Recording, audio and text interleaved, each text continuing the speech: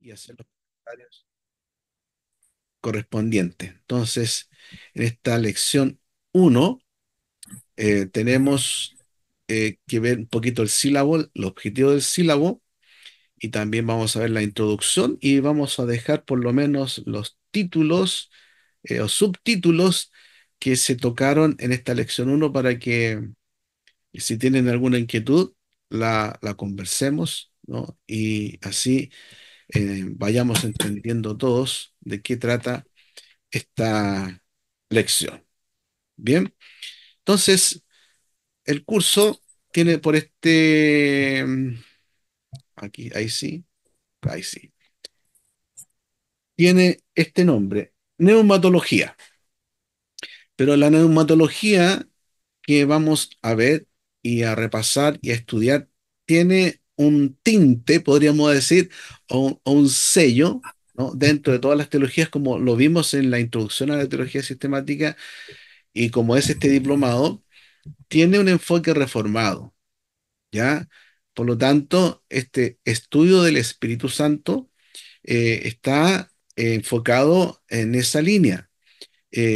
Aquí no nos vamos a detener en la idea del Espíritu Santo, como vamos a conversarlo posteriormente, que se entiende o se ve o se aplica o se practica o se manifiesta de las maneras más populares, podríamos decir que se ven en el mundo no solamente evangélico o protestante, sino también el mundo romano, donde allí también el tema del Espíritu Santo de última generación, podríamos decir, a través de los movimientos carismáticos, ha estado influyendo, ¿ya? Entonces, este curso tiene como objetivo, si ustedes ven el sílabo, en el sílabo pueden encontrar más detalles, pero tiene por lo menos estos 5 objetivos que tenemos allí presentes. Uno, ustedes se van a familiarizar con el pensamiento reformado, como he dicho, de lo que es la neumatología, ¿no? Y es bueno que lo conozcan, sobre todo cuando vamos a exponer el pensamiento paulino respecto a lo que es la carne y el espíritu, eh, porque allí está como la médula de lo que es la neumatología, ¿no? De un orden reformado, ¿ya? A esa lección hay que prestarle harta atención. También mediado por la fe, por lo que ustedes conozcan, por su creencia, ¿no? Eh, van aquí a apropiarse de una realidad interesante sobre el Espíritu Santo en términos de que Él es el creador, ¿no? Él es el creador. Y eso lo vamos a ir viendo en las lecciones que vienen más adelante, porque esta es la característica principal del Espíritu Santo en lo que es la nueva creación.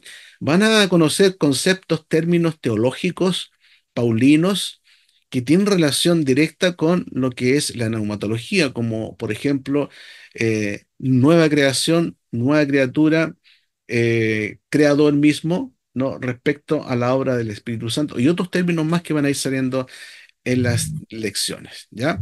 También van a tener una conexión para que, en la medida que entiendan lo que significa la nueva creación, eh, y cuando se entienda así como lo que vamos a estudiar en este curso, conforme al enfoque neotestamentario, de seguro que ustedes van a apreciar mejor, creo yo, así como lo que persigue el curso, van a apreciar mejor lo que es vivir en el Espíritu, ¿no?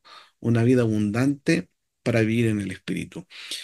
Y también, entendiendo que tenemos la guía, la presencia del Espíritu Santo con nosotros, eh, que es en definitiva, en este tiempo, en esta era, el vicario de Cristo, el representante de Cristo, eso nos va a dar a nosotros poder, poder para vencer la tentación, poder para vencer el pecado, poder para obedecer a Dios. ¿Ya?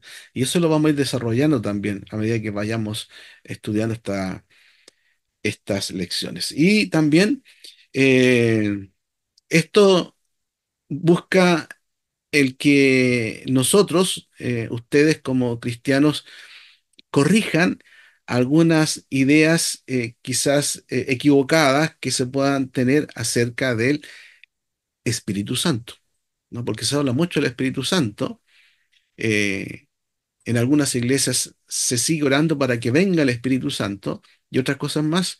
Entonces el curso también pretende corregir algunos errores que yo creo que son muy vistos hoy día y que eh, nosotros somos llamados a ayudar también, a guiar a nuestros hermanos, a la iglesia, a hacer lo correcto respecto a la función, la obra y la persona del Espíritu Santo. Bien, esos objetivos entonces, cinco, vamos a perseguir en este curso. ¿Alguna pregunta de esto? ¿Qué te pasó? ¿Sí?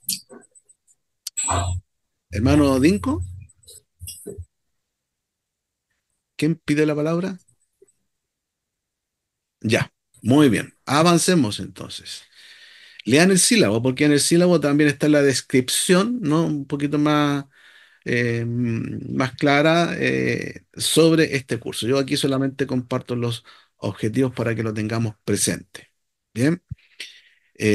También debemos entender que si hay posiciones distintas respecto a este tema de los estudiantes que están registrados, bueno, en el diálogo, el comentario, la opinión que tengamos, obviamente el respeto, ¿no? La humildad, como aprendimos en Introducción a la Teología, debemos tenerla siempre presente, ¿no? Cuando hay puntos de vista diferentes, ¿no? Aprender a dialogar y a conversar con respeto como corresponde a todo buen creyente. ¿Ya?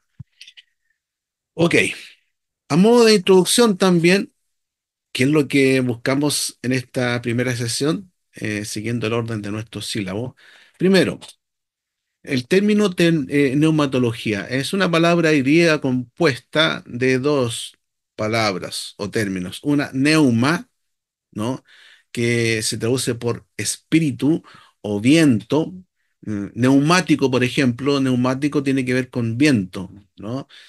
Porque esa palabra está relacionada a aquello, ¿no?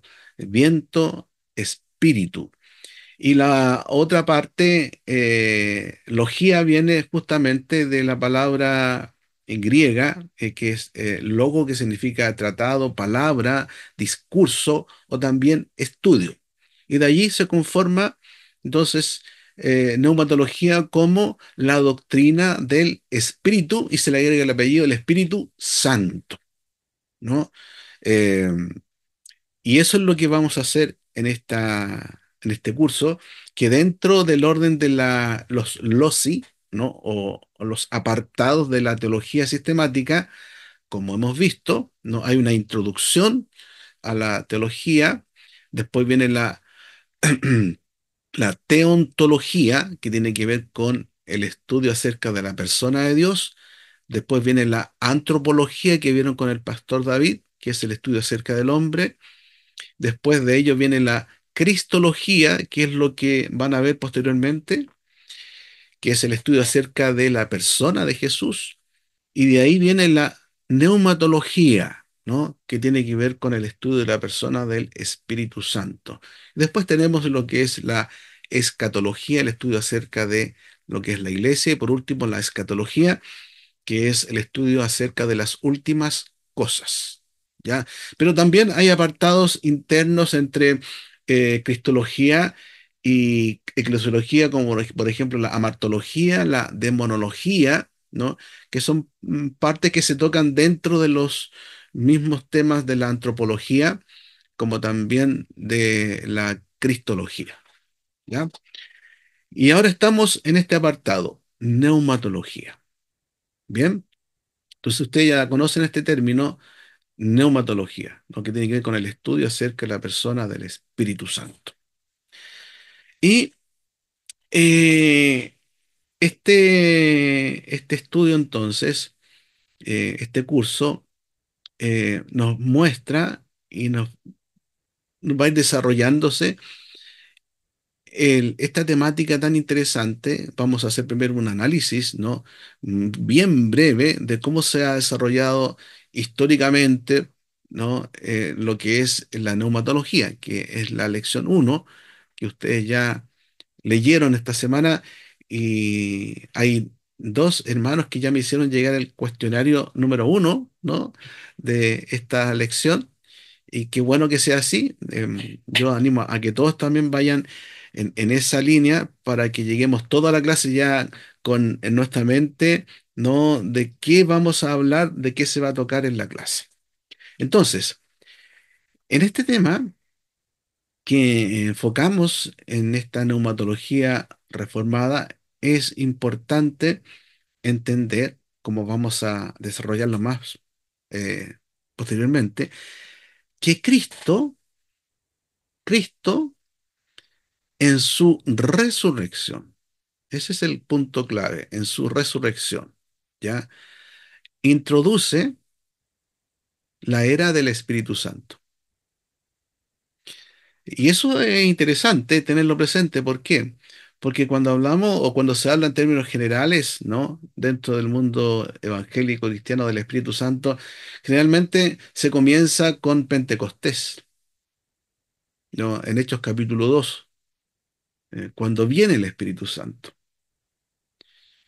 Como que allí inicia para algunos el estudio del Espíritu Santo. Pero en el enfoque nuestro reformado, en el momento en que ocurre la resurrección de Cristo, se inicia un nuevo periodo, se inicia una nueva era.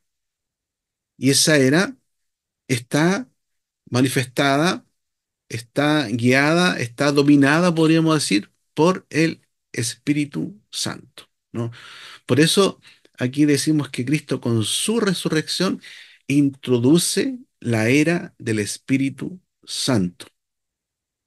Y eso yo creo que hay que tenerlo muy presente porque es como un eje importante dentro de la neumatología reformada, ¿ya? Pero también el Espíritu Santo, así como introdujo la era del Espíritu Santo, también nos introduce a nosotros en una nueva creación, ¿ya? En una nueva creación. Estos términos, la era del Espíritu, la nueva creación, como dije anteriormente, vamos a ir desarrollándolo más adelante en las lecciones que van a venir, ¿ya? Aquí estamos haciendo solamente la introducción. Y esa nueva creación a la cual nos introduce el Espíritu Santo, es una creación o es una esfera, ¿no? Donde hay poder, poder que viene del Espíritu a aquellos que son introducidos a esta nueva creación. Y es una esfera, es un ambiente nuevo, renovador, restaurador, que viene a la iglesia y a los creyentes en razón de la presencia del neuma, es decir, de la presencia del Espíritu, el Espíritu Santo. Bien, y a la vez tenemos que encarnar, hacer propio en nosotros, la realidad de que el Espíritu Santo, como decíamos anteriormente, es el creador y es la característica principal de la nueva creación introducida en lo que fue la resurrección de Cristo, y así vivir entonces más abundantemente en el Espíritu, o andar en el Espíritu, como Pablo lo va a definir en las lecciones que vienen más adelante. Bien, ¿qué les parece esto? ¿Qué les llama la atención de acá? ¿Alguna pregunta? ¿Algún comentario? A mí, pastor, me llama la atención el tema del poder, que habla sobre el poder del Espíritu Santo. Eso. ¿Cierto? Y es un poder, como vamos a ver, que tiene que ver con una transformación, un cambio, Mm. tanto de, Pastor, de vida y mm, de condición. ¿Ya? Sí, Pastor Alejandro. a mí me llama mucho la atención se me vino a la mente inmediatamente cuando usted habla del Espíritu Santo, introdujo y nos introduce en una nueva creación. Y, y- y se me viene inmediatamente a la mente en Hechos 1:8. Y recibiréis poder, dice. Sí, Yo lo relaciono con esa nueva creación, recibiréis poder para, digamos, esa facultad de poder desarrollarnos en esa nueva creación, claro, porque sin duda que solo no lo podemos, entonces necesitamos ahí el poder del Espíritu Santo para poder, digamos, desarrollar esta nueva creación en el Espíritu, o en Cristo Jesús. cierto. Es muy importante eso porque el poder que viene del Espíritu Santo y que está con nosotros, eh, no hay que pensar que se distingue por el poder de sanar enfermedades, poder Mm, eh, de hacer resucitar personas, aunque sí lo tiene, pero las señales del poder del Espíritu Santo y de Pentecostés, como vamos a ver más adelante, tienen que ver con un poder que más bien nos lleva a buscar vivir conforme a la voluntad de Dios. Vivir en el Espíritu es vivir en el poder del Espíritu Santo, ¿no? Y eso lo vamos a entender y comprender justamente cuando toquemos ese tema que es re interesante. Por eso yo le decía que este curso de neumatología tiene un enfoque reformado que parece ser distinto a cómo es la concepción generalizada que hay respecto al Espíritu Santo, su manifestación e incluso su poder. ¿Ya? Así que es un punto interesante que va a surgir posteriormente cuando estemos ahondando más en ese tema. Pero bien los comentarios. Muy bien. Pastor, ¿Y pastor? Hermano me llama la Dinco. atención. Muchas gracias. Sí, efectivamente, bueno, sin ahondar en el tema, de hecho, efectivamente, ese poder del Espíritu Santo, ese dunamis, es para ser testigos, es para ser testigos en Jerusalén y todo lo demás. Pero a mí me llamó la atención que mencionara, no le había puesto atención, aunque leí poco de la lección. eh, Recién recapacité en que Cristo con la resurrección introdujo la era del Espíritu Santo y siempre lo había asimilado desde Pentecostés. Sí, Por qué se dice que desde la resurrección se introduce el Espíritu Santo y no desde Pentecostés? cierto. Esa es una pregunta interesante porque como decíamos, marca una diferencia, ¿no? Con estas visiones generalizadas más populares respecto a cuando el Espíritu Santo comienza a operar, ¿no? Comienza a manifestarse en la iglesia. Y generalmente se piensa en Pentecostés. Y para muchos también Pentecostés como el inicio de la historia del cristianismo o de la iglesia. Pero en el enfoque Claro, nuestro,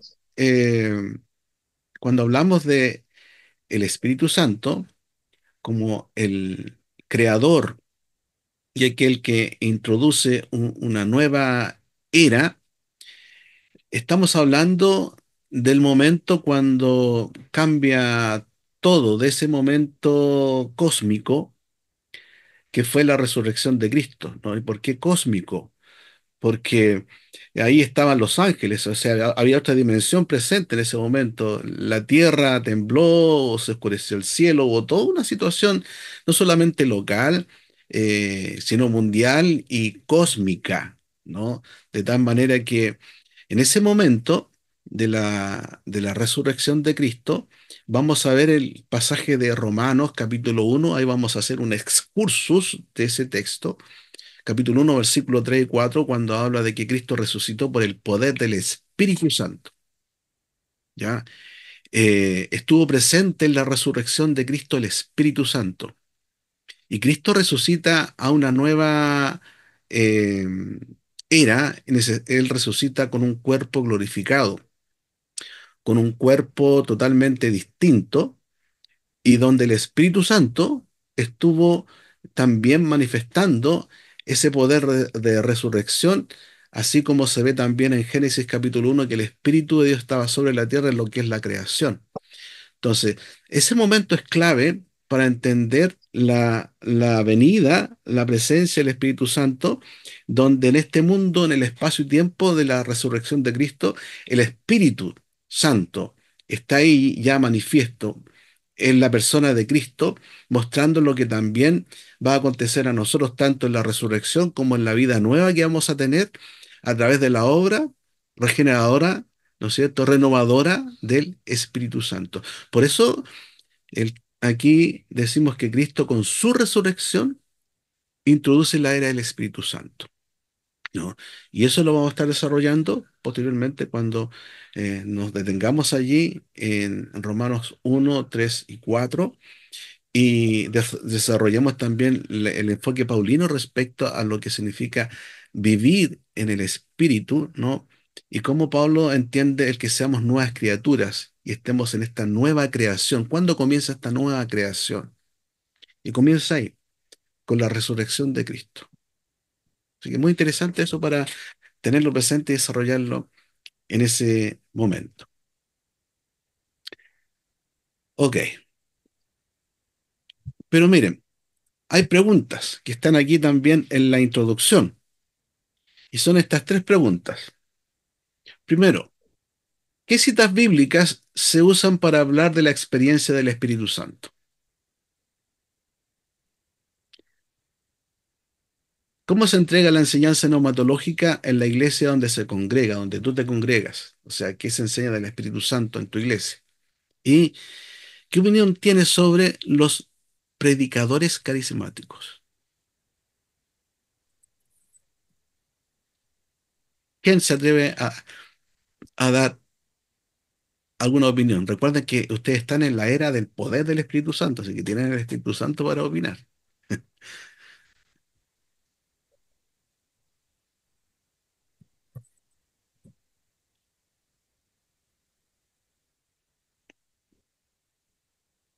¿Quién va a compartir alguna opinión a estas preguntas? ¿Una o las tres o dos o preguntas que están allí?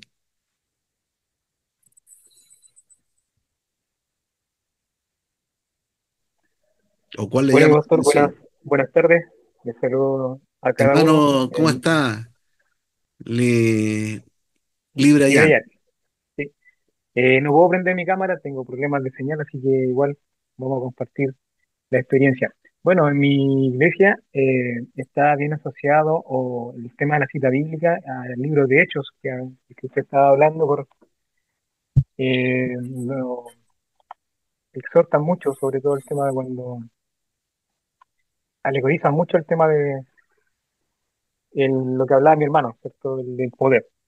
Con respecto a la pregunta anterior que estaba haciendo usted, el tema del Espíritu Santo, yo creo que claramente nace en el libro de Hechos la primera iglesia, ¿cierto? Y no solamente eh, por así, sino que igual el Espíritu Santo es el que guía todas las cosas para formarlas. De hecho, empieza la persecución de la iglesia y la palabra empieza a crecer de una forma que uno no entiende. Eh, la segunda pregunta, ¿cómo entrega la enseñanza? Bueno, en mi iglesia un poco más de repente cae en el tema de predicadores carismáticos, y le llevan muchas cosas, eh, muchas cosas espirituales, de hecho atribuyen poder donde no hay, entonces, y, y bueno, estamos estudiando para poder mejorar en esa área, y como lo que habíamos estudiado antes, creo yo que esto conlleva no solamente la parte de estudio, sino que también el Espíritu Santo en nuestra vida vaya ordenando todos nuestros pensamientos para poder entregar una mejor exhortación, una mejor palabra y poder enseñar, como se decía antes, desde el más niño hasta el más adulto que pueda entender con cosas tan sencillas que es lo que uno quiere entregar como mensaje. Bueno, y de acuerdo a los carismáticos, pastor, no me gustan mucho los carismáticos. Mm. las predicaciones carismáticas. Gracias. Gracias a ti, hermano Librayan, por tu comentario y tu opinión. Muy bien. ¿Alguien más quiere opinar? Hermano Librayan es de Chillán. ¿Estás en Chillán tú, no es cierto, hermano Librayan? ¿San Carlos?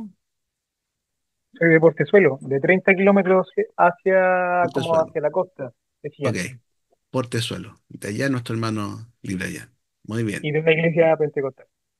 De la iglesia pentecostal que él la está reformando. Muy bien, muy bien. ¿Alguien más quiere opinar alguna de estas preguntas que están aquí?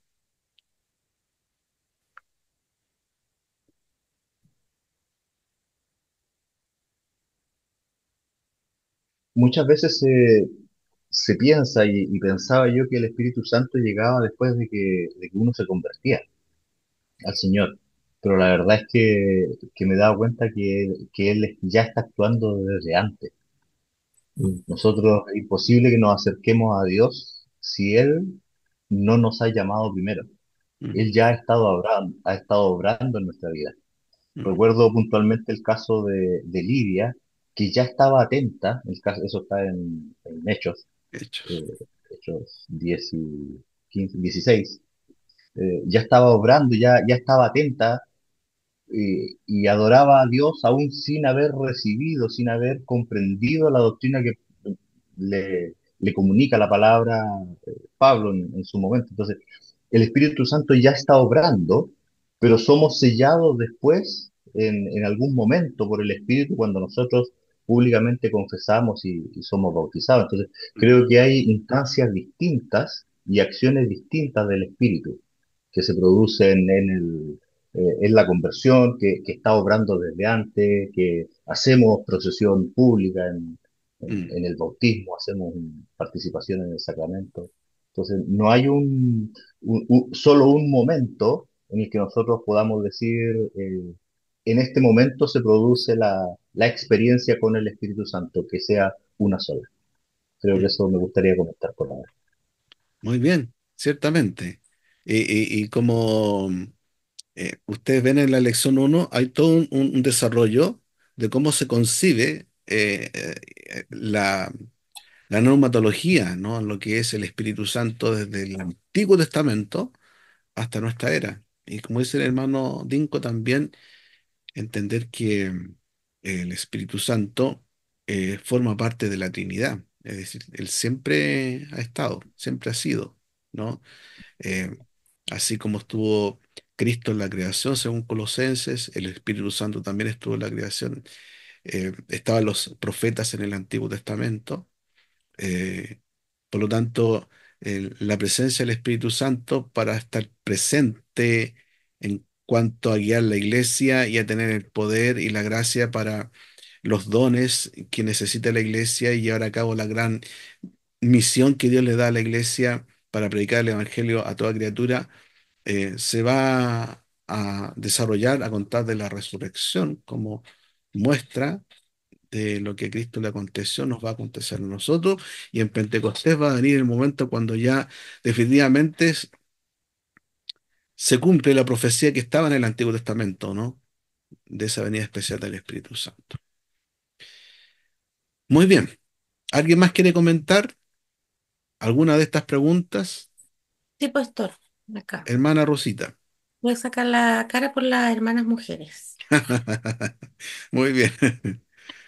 Sí, lo que pasa es que tengo un paralelo entre los predicadores carismáticos y, y los reformados, que me parece muy, muy clarificante. Por ejemplo, en cuanto a la autoridad final, por ejemplo, los carismáticos creen en la Biblia, pero además en revelaciones extraordinarias, así como Mm. em, personales. En cambio, No. la teología reformada solo Biblia, pues solo escritura. Y la revelación está ahí, digamos, como autoridad infalible. Ujú, Eh, los dones del Espíritu, por ejemplo, los carismáticos creen que están vigentes todos los dones, incluyendo lenguas, profecías, etcétera. y los reformados, la teología reformada, no. Algunos creen que ciertos dones cesaron y eso se le llama cesacionismo, Sí. Cesacionistas. cesacionismo, cesacionista, correcto. Y así, el bautismo en el Espíritu, por ejemplo, el carismático cree que segundo evento después de la conversión y la teología reformada dice que el creyente recibe el Espíritu al creer, según Mm, Efesios 1:13. El enfoque del culto, por ejemplo, también los carismáticos tienen una adoración libre, mm, enfocada en lo emocional, espontáneo, etcétera. Y el culto de los reformados es muy solemne y es diferente en eso, o sea, es como reverente mm, y centrado en la palabra. mm, Y así hay varios temas, la salvación, por ejemplo, la sanidad y milagros. Los carismáticos dicen que Dios siempre quiere sanar y se puede reclamar por fe. En cambio, los reformados creen que Dios puede sanar, pero eso es su mera voluntad y no mm, siempre es la voluntad de sanar. La teología del sufrimiento, a veces minimizado o interpretado como falta de fe por los carismáticos, pero para los teólogos reformados el sufrimiento es parte del plan de Dios para santificarnos. Entonces me parece muy interesante Amén. la comparación y como usted dice, este curso es como para corregir muchas cosas. mm. Amén. Gracias, hermana Rosita, ¿no?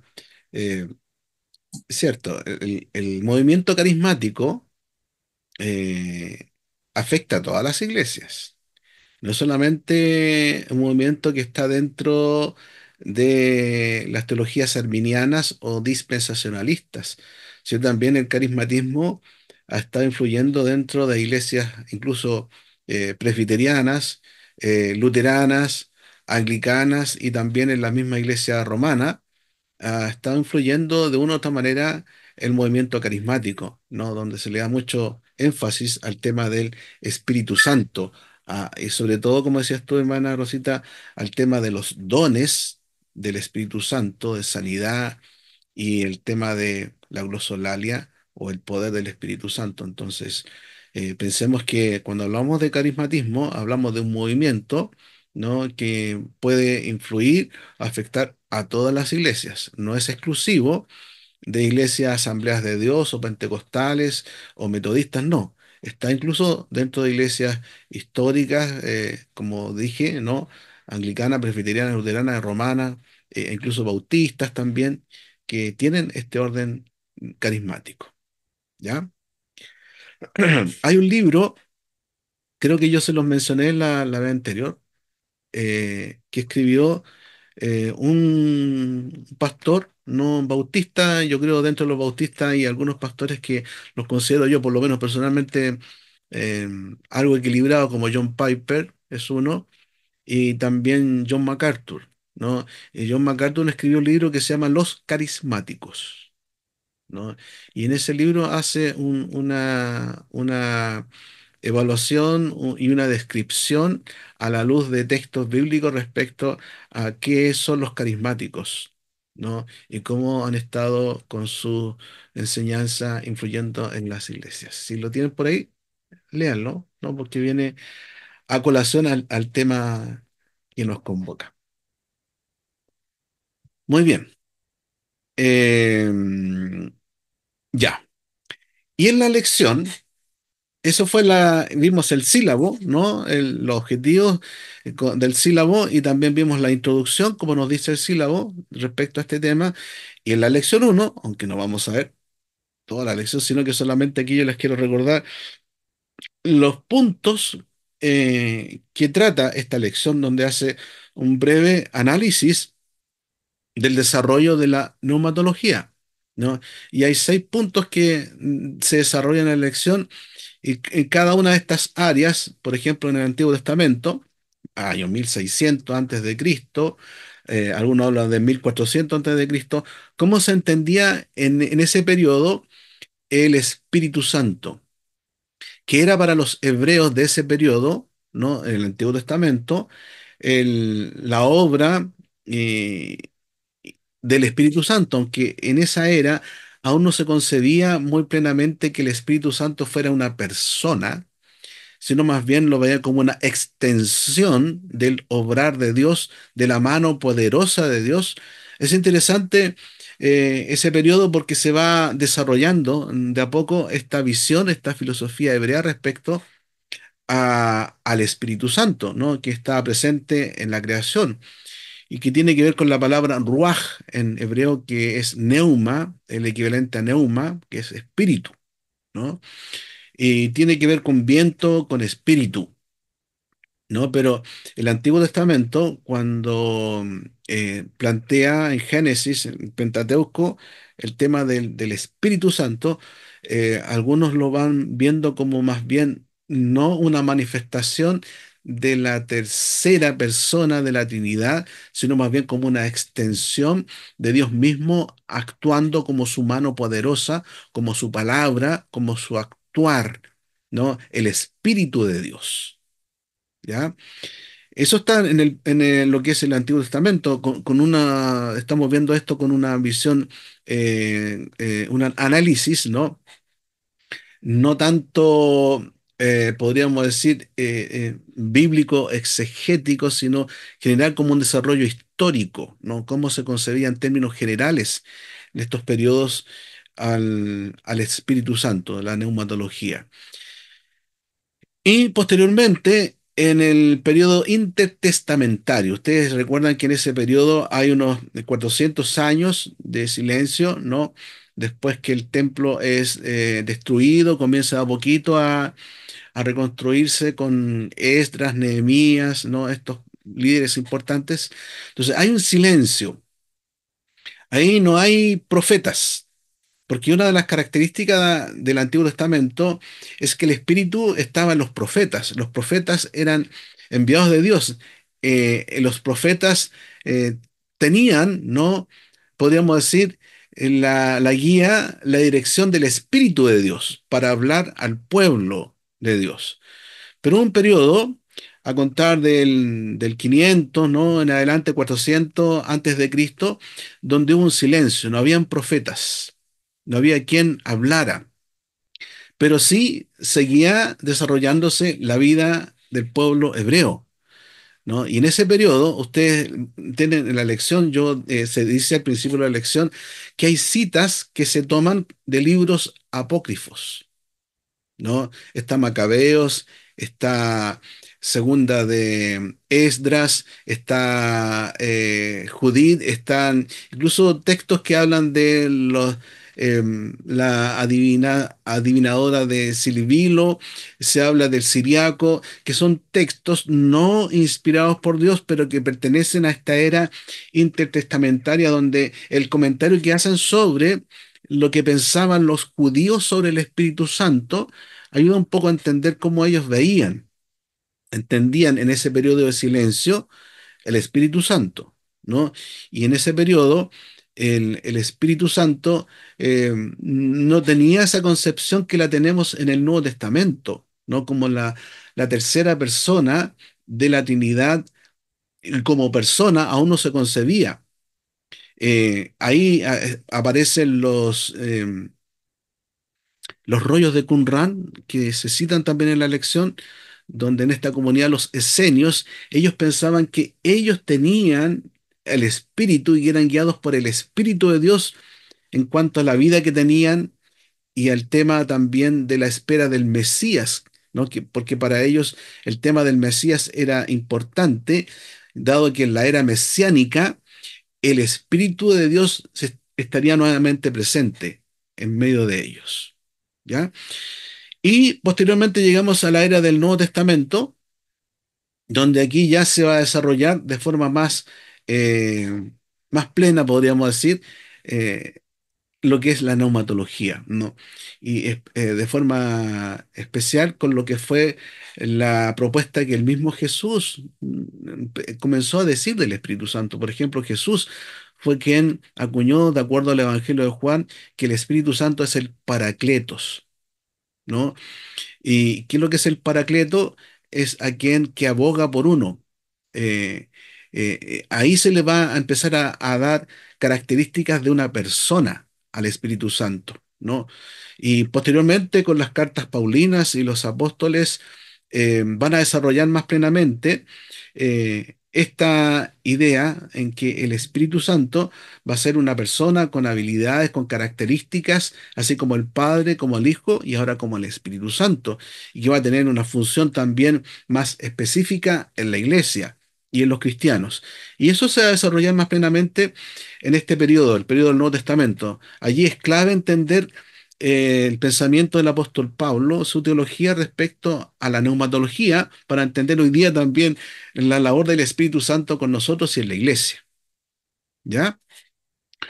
Y después de ese periodo tenemos el periodo de la era patrística. Aquí están los padres de la iglesia, siglo 100 en adelante. Ahí está Orígenes, está Tertuliano, está Teófilo, aparece Crisóstomo también, después aparecer Agustín, que son personas importantes de ese periodo que a través de sus escritos, ustedes también en la lección ven que se citan escritos de ellos, el pastor de Hermas, los escritos de Filón de Alejandría, etcétera, etcétera, que hacen mención acerca de cómo ellos pensaban sobre el Espíritu Santo. Aunque su visión, no y su enseñanza del Espíritu Santo estaba más bien centrada en lo que era el enfoque y la enseñanza del Nuevo Testamento, ¿no? Y ellos en ese aspecto venían manifestando esa visión, ese enfoque, aunque en algunos casos, algunos como orígenes, van a ser más imaginarios, ¿no? Van a proponer una visión del espíritu más fantasiosa en algunos casos. Pero hay que entender también que en ese periodo habían varios grupos que habían surgido con ideas nuevas, con propuestas nuevas respecto al tema de la cristología. Allí aparece el gran tema de las controversias cristológicas, pero también va a ser el tema del Espíritu Santo, ¿no? Con el montanismo. Ustedes pueden ver que el montanismo, estamos hablando del siglo segundo, tercero después de Cristo, lo que proponía el montanismo es mucho de lo que hoy se ve en muchas iglesias carismáticas. Aunque era una propuesta antigua, hoy día se ve como muy nueva, pero es bien antigua. Esa propuesta montanista con profetas que tenían revelaciones especiales de Dios y profetisas que tenían a su lado que iban comentando por el pueblo sobre lo que Dios a ellos especialmente les había revelado, ¿no? Por el Espíritu Santo. Bueno, todo eso va a surgir en la era patrística y en la teología medieval que va a desarrollar posteriormente algunas cosas importantes a través de lo que fueron los concilios, ¿no? El concilio de Nicea, especialmente el 325, el concilio de Éfeso, que va a plantear posteriormente el tema en el concilio de Toledo, me parece, en el 580 y tanto, el que el Espíritu Santo eh, es, desciende también del Padre y del Hijo, porque antes de ellos no era así, ¿no? Y se habla ahí de una figura, de una frase que es la filioque, es decir, el filioque del Espíritu Santo, que el Espíritu Santo, así como desciende del Padre, también desciende del Hijo. Pero eso se llegó a establecer recién en el año 1000, en el año 587, si es que no me equivoco, ustedes pueden ahí confirmarlo en la lección, con el Concilio de Toledo. Y ese tema va a ser el tema controversial que va a dividir posteriormente la iglesia de Oriente y Occidente. El tema del filioque, refiriéndose específicamente al Espíritu Santo. Bueno, y después tenemos el periodo de la Reforma protestante, estamos hablando ya del año 1300 en adelante a 1500, ¿no? Con los precursores de la Reforma y los mismos reformadores, donde van a plantear, van a redescubrir, ¿no? La neumatología, una neumatología basada en la enseñanza apostólica, ¿no? Y van a marcar diferencia los protestantes respecto a la iglesia romana sobre específicamente cómo está el Espíritu Santo presente en lo que es la predicación, en lo que es la palabra de Dios y en lo que son los sacramentos, ¿no? Entonces es un periodo bien interesante que surge allí y que es bueno que lo tengan presente un dato para los que se consideran bien reformados, ¿no? O calvinistas quizás, ¿ya? Fíjese que en todas las confesiones de fe que se escribieron en ese periodo, em, ninguna confesión de fe tiene un apartado que hable del Espíritu Santo. Es curioso eso, pero porque se da por hecho de la labor que tenía el Espíritu Santo en la iglesia, en los cristianos, pero una labor que más bien tendía a testificar acerca de Cristo. Em, Después, acá en Chile, en la Confesión de Fe de Westminster del año 1935, parece que se hizo una modificación, se incorpora un capítulo más a la Confesión de Westminster. Esa Confesión de Westminster incorpora el capítulo del Espíritu Santo, ¿ya? Pero no la tienen todas las confesiones de fe de Westminster, solamente esa edición. Entonces es un dato interesante porque dentro del mundo reformado y dentro del mundo presbiteriano, el tema del Espíritu Santo es un tema que no se tocaba mucho, no se ahondaba mucho. Estaba presente, pero no se explicaba, no se hacían estudios más profundos como los que tenemos ahora. Y otro dato también curioso es que Juan Calvino, Juan Calvino, dentro de la historia de la teología y la teología sistemática y de los teólogos, es reconocido dentro del mundo teológico como el teólogo del Espíritu Santo, porque fue el que más trató y habló sobre el Espíritu Santo en sus escritos, ¿ya? Especialmente la institución de la religión cristiana. Lutero también habló, y de hecho en la lección se citan algunos escritos de Lutero, pero quien hizo, podríamos decir, un trabajo más sistemático en ese momento del Espíritu Santo fue Juan Calvino, ¿no? Ahora ya tenemos una teología más desarrollada respecto al Espíritu Santo, entrando ya al periodo moderno, desde el año 1600 en adelante. Con las teologías que van a surgir, eh, se va a desarrollar más ampliamente una neumatología más centrada en lo que plantea el Nuevo Testamento, ¿no? Y cómo este, a través incluso de los credos y las confesiones, aunque en las confesiones no hay mucho, pero hay algo, se va a plantear una teología neumatológica de un orden más reformado. Y ahí también aparece Karl Barth, a quien se cita, aunque a no todo el mundo le gusta Karl Barth, ¿no? Pero en ese periodo, estamos hablando del año 1917 en adelante, él fue uno de los teólogos que en ese periodo también habló, ¿no? Planteó una idea respecto al Espíritu Santo interesante, novedosa, que lo relacionaba también con la palabra de Dios, ¿ya? Y posterior a ello se van a desarrollar ya a contar del año 1960, con lo que fue los avivamientos que surgieron en, en Estados Unidos. Y no les mencioné, pero ahí en la lección está los avivamientos que vinieron también con eh, Juan Wesley, ¿no? Con los metodistas y todo lo que fue ese periodo de los llamados avivamientos cristianos, estaban en la línea de una neumatología ya no de orden reformado como el periodo de la Reforma, sino que de un periodo de la neumatología como que estaban volviendo al montanismo, al año 200 después de Cristo, ¿no? Y van a surgir movimientos que van a querer ordenar eso para darle un cuerpo más serio.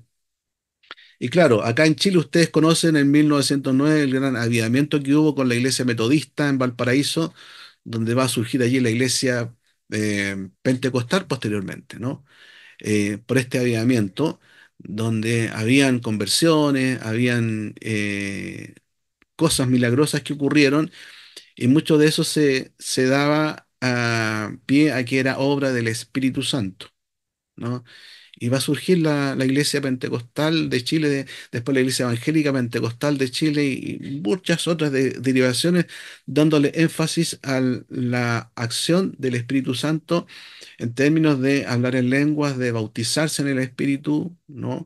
Esta segunda milla que corre el cristiano para ser un fiel cristiano según ellos. Y todo eso va a ir generando una neumatología en ese orden, ¿no? En el año 60 ya surge una teología neumatológica más carismática, que es la que de alguna manera está predominando y que hoy día también vemos en un nuevo pentecostalismo. Este nuevo pentecostalismo es volver también a esa postura que había en el tiempo de Montano, al montanismo, ¿no? Entonces, es como ir volviendo para atrás en este periodo, pero es bueno que lo tengamos presente para evaluar también cómo está. Por eso estaba la pregunta anteriormente, ¿cómo se enseña en tu iglesia el tema del Espíritu Santo? ¿No? Es muy importante analizarlo a la luz también de lo que la historia nos ha dicho y lo que el texto bíblico, obviamente, nos enseña. Bien. Eso, entonces, a grandes rasgos, es lo que contiene esta lección uno para que ustedes la lean con más detenimiento y si hay preguntas, inquietudes que ustedes tengan, bueno, ahí las contestamos. ¿Algún comentario antes de dar el paso al pastor David? No, nada, súper agradecido. Este es un tema súper interesante y sobre todo, o sea, me asalta mucho, me afloran muchas preguntas en realidad, porque por ejemplo, ¿por qué? A ver, no, pero yo creo mejor en otro momento la pregunto para no alargar, pero sí, muy interesante el tema, Pastor. Eso. Ok, gracias David. Muy bien, entonces, con ese ánimo vamos a estudiar este curso. Con ese ánimo ustedes van a ver cada semana, cada lección, van a responder los cuestionarios. Y si hay inquietudes, tenemos el WhatsApp donde están ustedes, allí hacen las preguntas, los comentarios adecuados o al correo también para responderles si así ustedes lo quieren. Bien, entonces voy a